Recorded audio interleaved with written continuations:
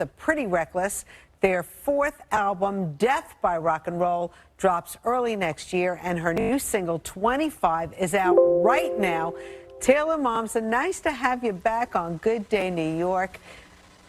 Oh, it's great to be back. So, hello. I know, I feel like the last time you were on, you were promoting Gossip Girl, and basically, like, what, 10 years ago, you gave up acting and just concentrated on your music.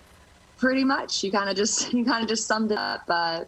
Once the Pretty Reckless was formed and we finished our first record, it kind of was music all the way, and I fully commit to that and quit everything else. And 10 years later, here we are. Our fourth record's coming out. I'm really excited. Congratulations. So, how have you been making music during this COVID and at times lockdown and quarantine?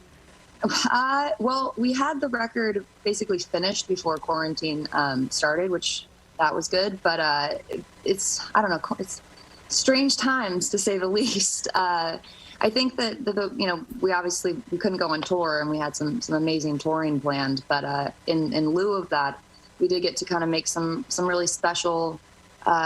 I made some kind of special stripped down things, and covers of songs and acoustic versions of songs and things, just from home that probably wouldn't have come to be if we weren't in this situation. So I've been trying to keep positive through all this. So tell us about the album, because my understanding is it's kind of emotional. You really take us on a journey.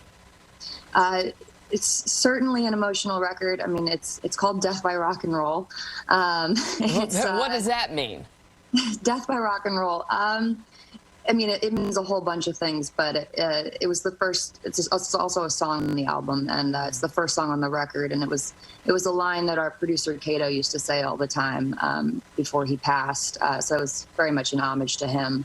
But really, Death by Rock and Roll means rock and roll is everything. It's a lifestyle. It's freedom. It's an ethic. It's live life your own way, go out your own way. Don't let anyone tell you differently. Rock and roll till I die, I guess. But really, the record it's a full scope of. We went through a lot of loss and a lot of tragedy in the Pretty Reckless world over the past few years, and this record is kind of very much the culmination of all of that. Yeah, as you mentioned that, Taylor, I'm thinking, of course, of Chris Cornell, because you were out on tour at the time with Soundgarden, right? We were opening for Soundgarden on that tour, and played that. I don't want to get too heavy here in morning TV, but we were there that night, played that last show with them, said goodbye, the whole thing, and woke up to the tragic news the next morning, and that really crushed me in a way that I can't express. I don't know how to express verbally, so I put it into songs. And then right after that, we lost our producer and my best friend on the planet, Cato, and it was kind of a lot of 1-2 punches for us.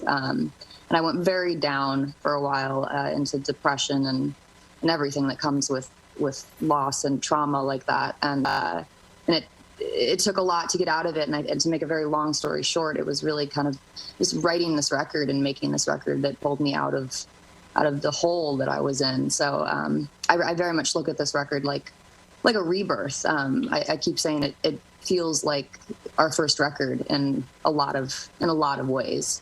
So I'm just really excited that it's finally coming out, because we finally have a release date, which is February 12th, 2021, finally. All right. Meanwhile, I know we're going to have 25 you're going to perform for us, which is like basically the world debut of 25. I'm so excited, right? I know. It came out today. This is an acoustic kind of stripped back piano version we did exclusively for you guys, and I'm so happy it's out. So if you guys haven't heard it, it might be a little, I don't know, it might be a little much for the morning, so brace yourselves. But it's never too much. Yeah. But Taylor, also, I wanted to play right now your cover of Chris Cornell's song as a way of, honoring and keeping his memory alive. I just wanted to play a little clip of it now.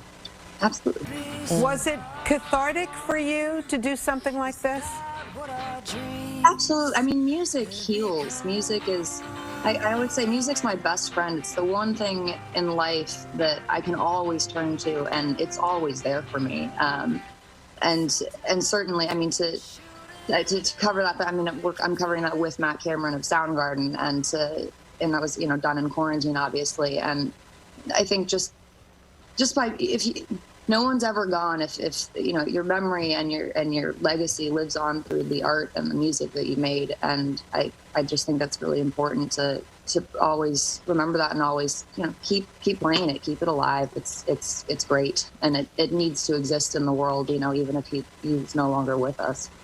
I know that you're in Maine right now, but you do spend a lot of time right here in New York City. We all miss you Do you miss? I miss you guys. I miss New York so much. I'm a New Yorker. I love Maine, and it's been great. It's, you know, it's been nice to be up here during lockdown just because there's a little more space, I guess. But I'm itching to get back to New York. Like, I can't express that enough. Well, we're excited to play your new song, 25. Thank you so much for doing this very special acoustic version of it that we're going to play when we come back from this commercial. Yeah. Absolutely. Thank you, guys. Thank you, Taylor. Great to see you. Taylor, gorgeous. By the way, your voice is in great shape. And I have to say, you are in great shape, because I saw a picture of your album cover. We can't show the whole thing on our air, but you want to tell us a little bit about the premise of this album cover? Sure. We shot it with Danny Hastings, who shot the album cover for Going to Hell. So it was great to get to work with him again. I love him. But really the kind of, I guess the inspiration for that is, the album kind of is very much death and rebirth. So I think it was, how do you capture those two things in a photograph? And I think that was really kind of the concept behind it, I guess, is from death there's rebirth, and from rebirth there's death. And it's, you know, how everything is just full circle. I mean, you come in with nothing, you go out with nothing, and that's hence the Heavy. Sans clothes. Heavy. Was it shot here in New York? Did you shoot it here in New York? We did, yes. We shot that right before lockdown started. I was in New York shooting that, and then came back up here because the whole band's up here. So we were actually rehearsing for tour, and then quarantine started, and I got stuck. Is 20? I'm just wondering, is 25 someone in particular? 25 is it's very autobiographical. It's not about one person in particular. It's just more about my life, and kind of reflecting on my life. I just turned 25 when I wrote it. It's 25 when we recorded it.